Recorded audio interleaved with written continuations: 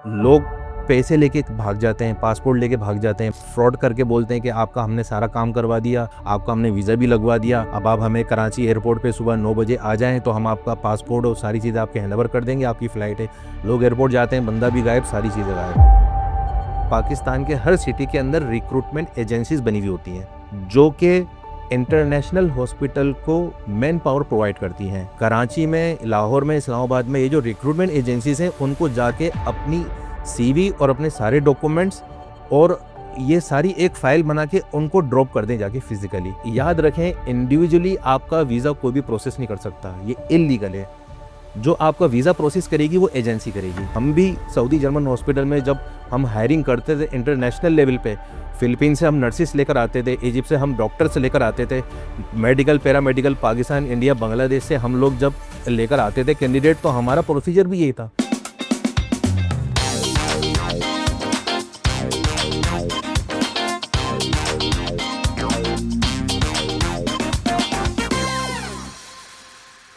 अस्सलाम वालेकुम and welcome to health table talk. यहाँ हमारी मुलाकात सिर्फ नर्सेस और हेल्थ केयर वर्कर से नहीं बल्कि उन हॉस्पिटल मैनेजर्स और एडमिनिस्ट्रेटर से भी होती है जो रोज नर्सिंग स्टाफ की हायरिंग करते हैं। ये लोग अच्छी तरह जानते हैं कि एक नर्स को कामयाब कैरियर बनाने और अच्छी जॉब हासिल करने के लिए किन क्वालिटीज, स्किल्स और प्रोफेशनल एटीट्यूड की जरूरत होती है। हर एपिसोड में हम नर्सेस और हॉस्पिटल मैनेजमेंट दोनों की नज़र से उनके एक्सपीरियंस, चैलेंजेस और कामयाबी की कहानी सुनते हैं। इन बातों के जरिए हमें ये समझने का मौका मिलता है कि बेहतरीन हेल्थ केयर देने के लिए क्या चीज़ें ज़रूरी हैं। आज हमारे साथ मौजूद है मिसेस सलमान नूर और आज हम जानेंगे उनकी इंस्पायरिंग हेल्थ केयर जर्नी, उनकी ज़बानी। तो चलें शुरू करते हैं आज की मीनिंगफुल कन्वर्सेशन। सबसे पहले हम चाहेंगे कि आप अपना इंट्रोडक्शन दें। हेल्थ केयर HR में आने का सफ़र कहाँ से शुरू हुआ और सऊदी जर्मन हॉस्पिटल तक पहुँचने का जर्नी कैसी थी? सबसे पहले तो मिस मलिहा, मैं आपका बहुत बहुत शुक्रिया अदा करूँगा कि आपने अपने इतने बेहतरीन पॉडकास्ट में मेरे को इनवाइट किया। और मैं अपने सऊदी जर्मन हॉस्पिटल के एक्सपीरियंस के हवाले से अगर बात करूं तो मेरा जो फैमिली बैकग्राउंड है वो सऊदीया का है। मेरी पूरी ज़िंदगी सऊदीया में गुजरी है। स्टिल मेरे पेरेंट्स, मेरे बहन भाई सब वहाँ पर हैं। और सऊदी जर्मन हॉस्पिटल में 16 साल मैंने काम किया एज अ HR जर्नलिस्ट, जिसमें मुझे HR की सारी जूनियर पोजीशन पे काम करने का मौका मिला। वहाँ HR में बेसिक जो मैंने अपना करियर स्टार्ट करा, HR के जितने बेसिक फंक्शंस होते हैं जिसमें recruitment and selection, training and development, performance management, employee engagement, payroll management, attendance management, HR के जितने फंक्शंस होते हैं उनमें बेसिकली काम करने का अच्छा मौका मिला। दूसरा, वो एक इंटरनेशनल हॉस्पिटल था, तो इंटरनेशनल हॉस्पिटल में जब बंदा काम करता है तो वहाँ डिफरेंट नेशनलिटीज़ होती हैं। फिलीपींस होते हैं, इजिप्शियन होते हैं, सऊदी होते हैं, जॉर्डियन होते हैं, सूडानी होते हैं। तो डिफरेंट नेशनलिटीज़ के साथ जब आप काम करते हो तो डिफरेंट कल्चर को आपको समझने का मौका मिलता है और डिफरेंट पर्सनैलिटी के लोगों से आपको, उनकी लीडरशिप से आपको सीखने का मौका मिलता है। और वहाँ सबसे एक और अच्छी चीज़ जो सऊदी जर्मन हॉस्पिटल के अंदर जो मैंने सीखी वो थी कि एम्प्लॉय इंगेजमेंट, कि वहाँ एम्प्लॉय को रोकने के लिए इंगेजमेंट प्रोग्राम हम बहुत करते थे जिससे एम्प्लॉय सेटिस्फेक्शन का ताल्लुक है। मिस्टर सलमान, किसी भी इंटरनेशनल हॉस्पिटल के वर्किंग कल्चर और HR स्टैंडर्ड्स को आप किस तरह डिस्क्राइब करेंगे? असल में मैं जिस हॉस्पिटल में मैं काम करके आया हूँ, अभी आपने जिसका जिक्र किया सऊदी जर्मन हॉस्पिटल का, वो हॉस्पिटल बेसिकली उसके पास सर्टिफिकेशन है JCI की, जिसको हम कहते हैं जॉइंट कमीशन इंटरनेशनल। जैसे पाकिस्तान में बहुत सारे हॉस्पिटल होते हैं, तो पाकिस्तान में जो हॉस्पिटल रन कर रहे होते हैं उनके पास सर्टिफिकेशन होती है सिंध हेल्थ केयर कमीशन की। किसी भी इदारे में अगर कोई भी सर्टिफिकेशन होती है तो इस बात की अलामत होती है कि ये इदारा इन इदारों की तरफ से ऑथराइज है कि यहाँ हॉस्पिटल रन किया जा सकता है। अब बात करते हैं JCI की। JCI कहते हैं जॉइंट कमीशन इंटरनेशनल। हमारा ये हॉस्पिटल जो था इसके पास ये थी इंटरनेशनल एक्रेडिएशन।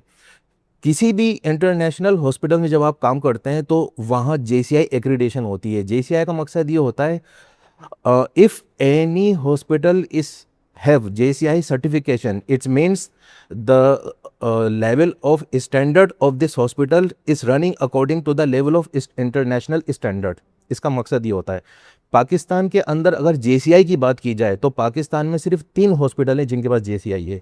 एक आगा खान हॉस्पिटल है, दूसरा शौकत खानम हॉस्पिटल है, तीसरा इस्लामाबाद में शफा हॉस्पिटल है। तो हम जब इंटरनेशनल हॉस्पिटल में काम करते हैं या किसी भी इंसान को इंटरनेशनल हॉस्पिटल में काम करने का मौका मिलता है तो इस तरह की ऑडिट फर्म्स जो हैं वो आती हैं, चेक करती हैं।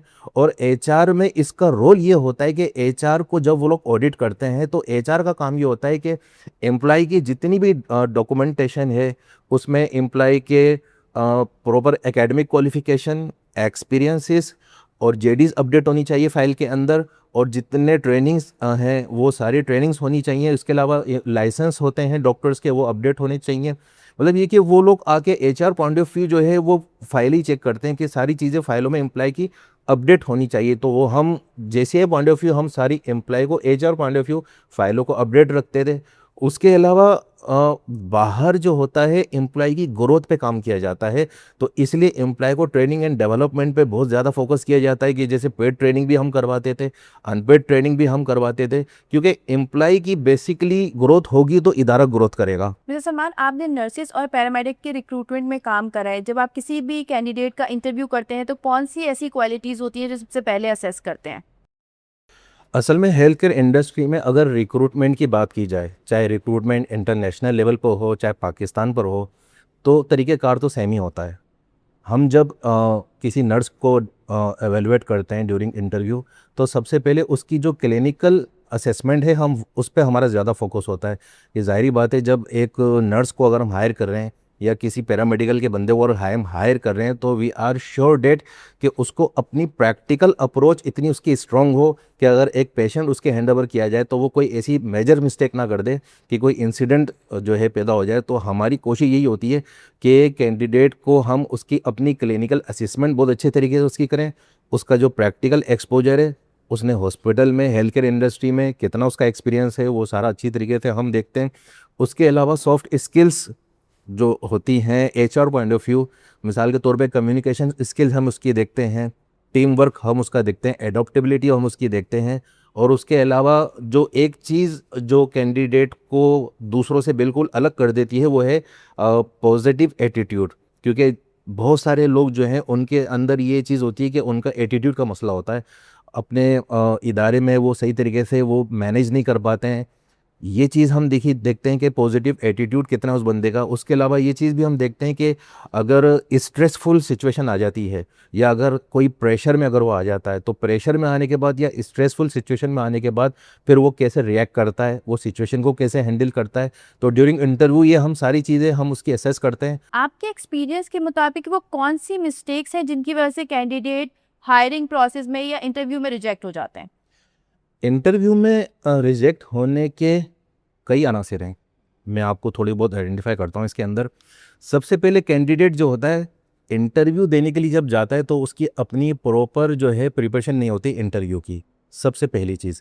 दूसरी चीज़, इंटरव्यू में लेट पहुँचना सबसे बड़ी गलत बात है। इस वजह से भी ये चीज़ें भी इम्पेक्ट करती हैं, रिक्रूटर ये चीज़ें सारी नोटिस कर रहे होते हैं।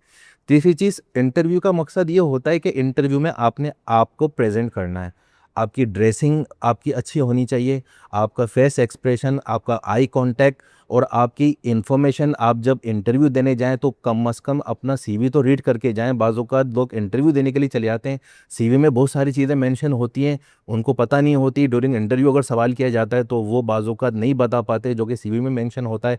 आजकल एआई का दौर है, एआई से लोग सीवी बना के चले जाते हैं लेकिन उसको रीड नहीं करते, तो यहाँ मिस्टेक होती है कि वो अपना सही तरीके से इंटरव्यू नहीं दे पाते, रिजेक्ट हो जाते हैं। बाज़ औक़ात एक और जो वजह बनती है रिजेक्शन की वो ये है कि इंटरव्यू में होना ये चाहिए कि जिस ऑर्गेनाइजेशन के लिए बंदा इंटरव्यू देने जा रहा है तो वहाँ की वेबसाइट बंदा रीड करके जाए, सर्च करके जाए, उनका प्रॉपर मिशन, विजन, उनकी इनका उदारा करता क्या है, उनके कितने एम्प्लॉइज़ हैं और उनकी ऑर्गेनाइजेशन का प्रॉपर स्ट्रक्चर क्या है, वो वेबसाइट के ज़रिए पूरा रीड करके जाएं। लेकिन लोग नहीं रीड करके जाते। ड्यूरिंग इंटरव्यू ये सवाल आ जाता है कि आप हमारे बारे में क्या जानते हैं, उनको पता ही नहीं होता, उन्होंने ये चीज़ रीड नहीं की होती, रिसर्च नहीं की होती, तो वहाँ वो फंस जाते हैं आके। बाज़ औक़ात इंटरव्यू में बाज़ औक़ात ऐसी भी सिचुएशन होती है कि रिजेक्शन की कि बंदा जो है वो ड्रेसिंग बाज़ औक़ात सही नहीं होती, उसकी अपनी क्लिनिकल इन्फॉर्मेशन अच्छी होती है, एक्सपीरियंस अच्छा होता है, लेकिन ड्रेसिंग अच्छे तरीके से नहीं किया हो जाता, बाज़ औक़ात ड्रेसिंग की वजह से बंदा रिजेक्ट हो जाता है। बहुत सारे ऑनलाइन इंटरव्यू भी होते हैं। ऑनलाइन इंटरव्यू में बाज़ औक़ात लोग रिजेक्ट हो जाते हैं। आपने देखा होगा कोविड में ज़्यादातर लोग जो ऑन साइट इंटरव्यू नहीं दे सके, वो ऑनलाइन ही इंटरव्यू दे रहे थे। अब ऑनलाइन इंटरव्यू में क्या होता है कि बाज़ औक़ात वो लोग क्या करते हैं कि हाफ़ कपड़े पहन लेते हैं और नीचे शॉर्ट्स पहन लेते हैं और उनसे कहा जाता है खड़े होकर दिखाओ, तो फिर जब उनका वो शॉर्ट्स नज़र आता है वहाँ वो रिजेक्ट हो जाते हैं। तो ये कुछ अनासिर हैं कि कैंडिडेट कोशिश करे अपने आप को प्रेजेंट इस तरीके से करे और अपनी कम्युनिकेशन ऐसी करे और अपनी सीवी इस तरीके से प्रिपेयर करे कि उसके सिलेक्शन के चांसेस ज़्यादा से ज़्यादा हों। और जो इंटरव्यू में जो सवालात पूछे जाते हैं कॉमन ही सवालात हैं, आजकल आपने देखा है एआई की मदद से आप वो सारे सवालात की प्रिपरेशन कर सकते हैं। अच्छे तरीके से सवालात प्रिपेयर करें तो इंशाल्लाह आपका इंटरव्यू क्वालिफाई हो जाएगा और रिजेक्शन के चांसेस कम हो जाएंगे। मिस्टर सलमान, हमें ये बताएं कि अगर कोई फ्रेश नर्स या पैरामेडिक किसी इंटरनेशनल हॉस्पिटल जैसे कि सऊदी जर्मन हॉस्पिटल में काम करना चाह रहा है तो उसे आज से क्या प्रैक्टिस करने की ज़रूरत होगी? किसी भी इंटरनेशनल हॉस्पिटल में अगर बंदा प्लानिंग करता है कि उसने पाकिस्तान से बाहर किसी अच्छे हॉस्पिटल में काम करना है, या जिस हॉस्पिटल का आपने नाम दिया सऊदीया का, सऊदी जर्मन हॉस्पिटल का, या वॉटेवर कोई भी हॉस्पिटल, सबसे पहले तो कैंडिडेट ये कोशिश करे कि अपनी इंग्लिश कम्युनिकेशन स्ट्रॉन्ग करे, क्योंकि बाहर इंग्लिश कम्युनिकेशन पे ही काम होता है सारा। सबसे बुनियादी चीज़ अपनी इंग्लिश कम्युनिकेशन अच्छी करे, कन्वर्जेशन अच्छी करे प्रैक्टिकली। दूसरा, अपना क्लिनिकल आपका जो एक्सपोजर है, आपका प्रैक्टिकल एक्सपीरियंस है, वो बहुत स्ट्रांग होना चाहिए। कि बाज़ औक़ात लोग काम कर रहे होते हैं, उनके पास एक्सपीरियंस होता है, लेकिन ड्यूरिंग इंटरव्यू उनसे सवालात किया जाए उनके एक्सपीरियंस से रिलेटेड, वो जवाब नहीं दे पाते। तो एक्सपीरियंस इतना स्ट्रांग हो कि जब इंटरव्यू में आपसे एक्सपीरियंस से रिलेटेड आपसे कोई बात की जाए प्रैक्टिकली, तो फ़ौरन आप उसको आराम से ईज़िली होके जवाब दे सकें। तीसरी चीज़ कि इंटरनेशनल स्टैंडर्ड्स गोल्स होते हैं, जैसे मैंने आप जेसीआई का जिक्र किया, तो जिस तरह पाकिस्तान में सिंध हेल्थ केयर कमीशन है, कोई भी हॉस्पिटल एम्प्लॉय जब हॉस्पिटल में अप्लाई करता है तो उसको पता है सिंध हेल्थ केयर कमीशन से रिलेटेड मुझे इन्फॉर्मेशन होनी चाहिए। मेरे से ऑर्गेनाइजेशन में भी पूछा जा सकता है, मेरा डिपार्टमेंट हेड भी पूछ सकता है, वहाँ के लोग भी पूछ सकते हैं। तो इसलिए लोग यहाँ के स्टैंडर्ड जो कि सिंध हेल्थ केयर कमीशन से रिलेटेड हैं, वो लोग उनकी नो हाउ रखते हैं जाने से पहले। इसी तरह इंटरनेशनल अगर अप्लाई करना है, कहीं जॉब करनी है, तो जॉइंट कमीशन इंटरनेशनल या what ever another audit bodies जो हैं, उनके जो स्टैंडर्ड गोल हैं उनको बंदा याद करे, उनको सीखे। आजकल यूट्यूब का दौर है, यूट्यूब में सारे स्टैंडर्ड पता चल जाते हैं इंटरनेशनल स्टैंडर्ड पर। हॉस्पिटल कैसे काम करता है, कैसे हेल्थ केयर सर्विस प्रोवाइड करता है, वहाँ का एचआर कैसे काम करता है, वहाँ नर्सिस कैसे काम करती हैं, वहाँ आरएमओस कंसल्टेंट कैसे काम करते हैं, कौन कौन से best health care services standard वो लोग फॉलो करते हैं, क्वालिटी डिपार्टमेंट से रजू करें। ये भी तरीका है कि अगर इंटरनेशनल उनका कोई बंदा काम कर रहा है किसी हॉस्पिटल में, वो उनसे कांटेक्ट करके ये सारा एक्सपोजर ले सकते हैं कि आप बाहर काम कर रहे हैं, हम वहाँ अप्लाई कर रहे हैं या हम अप्लाई कर चुके हैं, हम ज्वाइनिंग देने वाले हैं, तो आप काइंडली हमें बताएं कि वहाँ हॉस्पिटल में पेशेंट केयर के हवाले से किस तरीके से प्रोग्रेस की जाती है, किस तरह सर्विसेज दी जाती हैं। तो इस तरह का एक सेशन जो है कैंडिडेट लाजमी ले, ऑनलाइन भी ले, ऑन साइट भी ले, तो इस तरीके से उसको काफ़ी नो हाउ हो सकती है। और इस तरीके से वो वहाँ जब जाएगा काम करने के लिए, तो उसको दिमाग में बैकग्राउंड होगा कि उसने वहाँ काम कैसे करना है। मिस्टर सलमान, आपका एक्सटेंसिव एक्सपीरियंस रहा है इंटरनेशनल हॉस्पिटल का, तो मुझे बताएं कि गल्फ़ कंट्रीज़ में किस तरह की सैलरी प्रोग्रेशन होता है, बेनिफिट्स क्या क्या होती हैं और किस तरह प्रमोशन होती है? सही है। इंटरनेशनली जब रिक्रूटमेंट होती है, हायरिंग होती है, तो वो कॉन्ट्रैक्ट बेस होती है। कोई भी हॉस्पिटल बाहर अगर पाकिस्तान से, इंडिया से या बांग्लादेश से या किसी भी कंट्री से जब मैन पावर रिक्रूट करता है, तो वो कॉन्ट्रैक्ट पे हायरिंग होती है। अब देखना ये कि कॉन्ट्रैक्ट कितने साल का है। 2 साल का भी कॉन्ट्रैक्ट होता है, 3 साल का भी होता है, 5 साल का भी होता है। सबसे पहले तो ये चीज़ आपने कॉन्ट्रैक्ट देखना है। दूसरी चीज़, वहाँ सैलरी पैकेज के हवाले से अगर बात की जाए, तो वहाँ नॉट ओनली कि वो सैलरी नहीं देते, सैलरी के साथ साथ वो अदर देन बेनिफिट भी देते हैं, जिसकी वजह से आपकी सैलरी सेविंग की तरफ चली जाती है। अब वो अदर बेनिफिट क्या देते हैं ये मैं आपको बताता हूँ। वो लोग देते हैं रिहाइश। अगर आप वहाँ जॉब के लिए जाते हैं तो आपको रिहाइश मिलती है। रिहाइश होती है 3 तरह की। एक तो सिंगल एकोमोडेशन अगर आप सिंगल हैं, और सेमी फैमिली एकोमोडेशन अगर आपके साथ वाइफ जा रही है, और फैमिली एकोमोडेशन अगर आपके साथ वाइफ है और बच्चे हैं। तो आपको वहाँ रिहाइश नहीं लेनी पड़ती, क्योंकि अगर आप रिहाइश लेंगे तो आपको मंथली अपनी सैलरी में से हाउस रेंट निकालना पड़ेगा। तो वहाँ जॉब करने का सबसे बड़ा एडवांटेज जो होता है, इदारे आपको घर प्रोवाइड कर देते हैं, जिसकी वजह से, और घर भी करीब होता है। हॉस्पिटल के साथ ही घर होता है कि अगर आप इजीली बाय वॉक अपना आना जाना कर सकते हैं। किसी वक्त भी अगर आपको हॉस्पिटल से कॉल आ रही है कि आपको आना है, कोई काम है, तो आप फ़ौरन बाय वॉकिंग जा सकते हैं। एक तो ये बेनिफिट होता है। दूसरा, इंश्योरेंस दी जाती है कि आपके फैमिली की भी इंश्योरेंस होती है, आपकी भी इंश्योरेंस होती है। और इंश्योरेंस में फिर लाइफ इंश्योरेंस भी दी जाती है। इन केस अल्लाह ना करे परदेस है, डेथ हो गई, कोई मसला हो गया, तो आपकी फैमिली को वो अलाउंस ठीक ठाक दे दिया जाता है। तीसरा, एनुअल टिकट दिया जाता है सालाना, कि अगर आप एक साल काम करने के बाद पाकिस्तान आना चाहें तो आप अपनी फैमिली के साथ पाकिस्तान 1 महीने के लिए आ सकते हैं अपना एनुअल छुट्टियां गुजारने के लिए। तो रिटर्न टिकट दिया जाता है। वो रिटर्न टिकट होता है एज़ पर पॉलिसी कि उनका कॉन्ट्रैक्ट कौन सी एयरलाइन के साथ है, सऊदी एयरलाइन के साथ है, कतर एयरलाइन के साथ है, एमिरेट एयरलाइन के साथ है। अच्छा, वो भी कॉन्ट्रैक्ट पे डिपेंड करता है कि अगर आपके कॉन्ट्रैक्ट में एनुअल टिकट है तो एनुअल टिकट मिलेगा, और अगर टिकट 2 साल बाद है तो 2 साल बाद छुट्टी मिलेगी, तो 2 साल बाद टिकट मिलेगा। हाँ, 1 साल बाद आप जा सकते हैं अपने टिकट पे, तो छुट्टी मिल जाएगी लेकिन टिकट नहीं मिलेगा, लेकिन एज पर कॉन्ट्रैक्ट ये चीज़। दूसरा, एक और जो सबसे अच्छी चीज़ होती है, वो लोग देते हैं फूड, यानी ब्रेकफास्ट देते हैं, दोपहर का खाना देते हैं, रात का खाना देते हैं। देखें, परदेश में जो है ना, इंसान का खर्चा इन्हीं चीज़ों पे होता है। या तो वो घर लेता है तो हाउस रेंट पे पैसे चले जाते हैं। अगर वो महीना भर खाएगा पिएगा नाश्ता करेगा तो जाहिर बात है वो सारा खर्चा तो उन्हीं में लग जाएगा। एक इदारा आपको सुबह का नाश्ता भी वीआईपी दे रहा है, दोपहर का खाना भी वीआईपी दे रहा है, रात का खाना भी वीआईपी दे रहा है, उसके अलावा आपको रिहाइश दे रहा है, तो आपकी ऑटोमेटिकली सैलरी सेविंग की तरफ चली जाती है। सेविंग का बेनिफिट ये होता है कि 2 पैसे आप अपने फ्यूचर के लिए, कि मैं पाकिस्तान जाऊं तो मैं अपना एक घर खरीद लूं, अपनी एक दुकान खरीद लूं, या अपनी एक गाड़ी खरीद लूं, ताकि जब मैं पाकिस्तान जाऊं यहाँ 10-12 साल 15 साल गुजारने के बाद, तो मेरी अपनी कोई सेविंग हो जो मेरे फ्यूचर में मेरे काम आ सके, मेरे बच्चों के काम आ सके। और ये एक बेनिफिट होता है परदेश में काम करने का, कि बेनिफिट इतना दे देते हैं सैलरी के साथ साथ, और सैलरी जो इंक्रीज होती है वो कॉन्ट्रैक्ट पे है। अगर आपका कॉन्ट्रैक्ट रिन्यू होता है तो सैलरी रिन्यू होती है, अगर कॉन्ट्रैक्ट रिन्यू नहीं होता तो सैलरी रिन्यू नहीं होती। तो उसमें ये होता है कि एनुअल अप्रेजल होती है और रिकॉन्ट्रैक्टिंग अप्रेजल होती है, कि एक तो एनुअल अप्रेजल के वक्त आपको इंक्रीमेंट मिलता है, दूसरा कॉन्ट्रैक्ट के वक्त आपको, जब आपका कॉन्ट्रैक्ट रिन्यू होता है, तो अगर कॉन्ट्रैक्ट रिन्यू करना है तो आपका जो है ये सैलरी इंक्रीज होती है।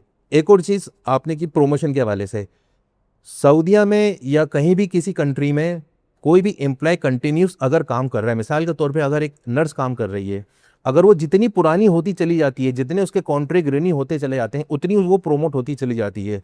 स्टार्ट में वाई स्टाफ नर्स वाई, उसके बाद वो प्रोमोट होके चार्ज नर्स हो सकती है, वार्ड नर्स हो सकती है, इंचार्ज हो सकती है, टीम लीडर बन सकती है, सुपरवाइजर बन सकती है, डिप्टी मैनेजर बन सकती है, असिस्टेंट मैनेजर भी बन सकती है, एचओडी नर्सिंग भी बन सकती है।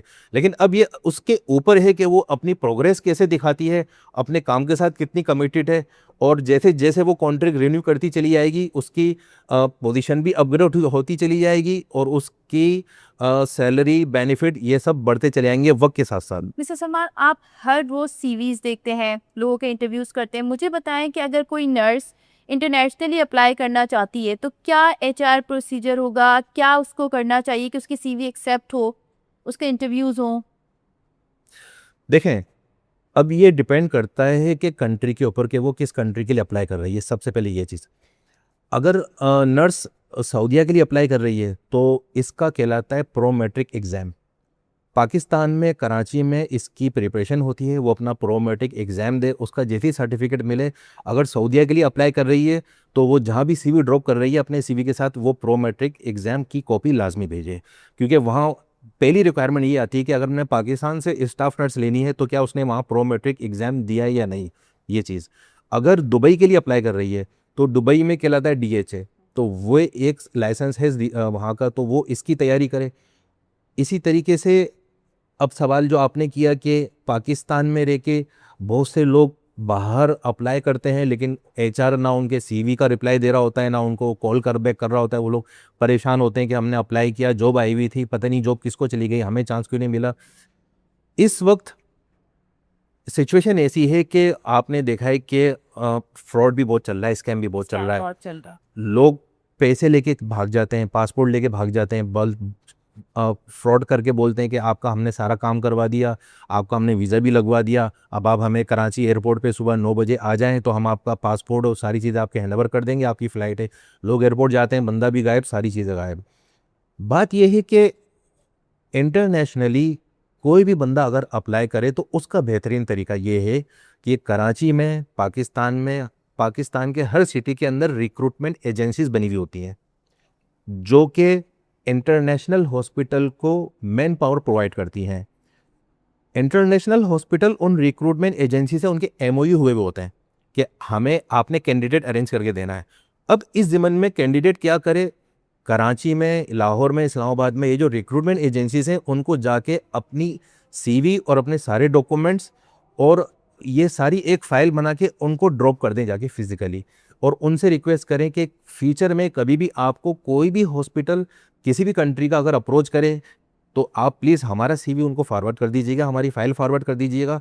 तो इस तरह होता ये कि जब उनका पैनल अगर कराची आता है किसी भी हॉस्पिटल का तो वो रिक्रूटमेंट एजेंसी से रब्ता करते हैं कि आपके पास कितने सीवीज़ हैं, कितने कैंडिडेट हैं। तो फिर उस वक्त वो जो आपने जो सीवी वहाँ ड्रॉप किया हुआ होता है, जो फाइल वहाँ ड्रॉप की हुई होती है, वो उनको हैंड ओवर कर देते हैं।